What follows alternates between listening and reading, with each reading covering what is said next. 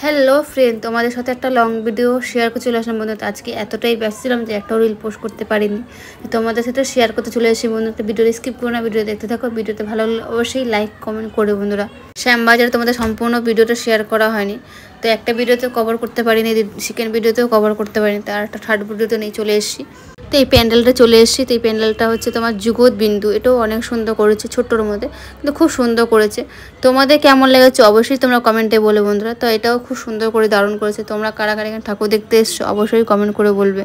তো এখানে ঠাকুরটা দেখো কত সুন্দর করেছে, মানে মুখটা আর তোমার এটা আর এগুলো দেখো কত সুন্দর, খুব সুন্দর করেছে।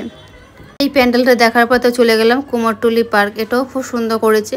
আর এগুলো সব কাছাকাছি আছে, এগুলো মানে অতটা দূর না, একটুখানি হেঁটে গেলেই তোমার সেগুলো মানে প্যান্ডেলগুলো পাবে।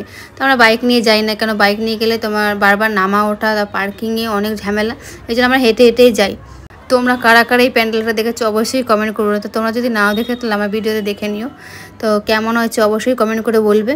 তো দেখো বন্ধু, এটা অনেক সুন্দর করেছে। তারপর ঠাকুরটাও দেখো কত সুন্দর করেছে। তারপরে আমাদের একটুখানি বেরিয়ে এখান থেকে খিদে পেয়ে গেছিলো।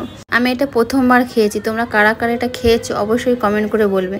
তো আমরা এখান থেকে খেয়ে নিলাম লেমন জুস, মশলা দেওয়াটা খুব সুন্দর করেছে, মানে দারুণ অনেক কিছু দিয়ে করেছে, তোমার খুব ভালো লেগেছে।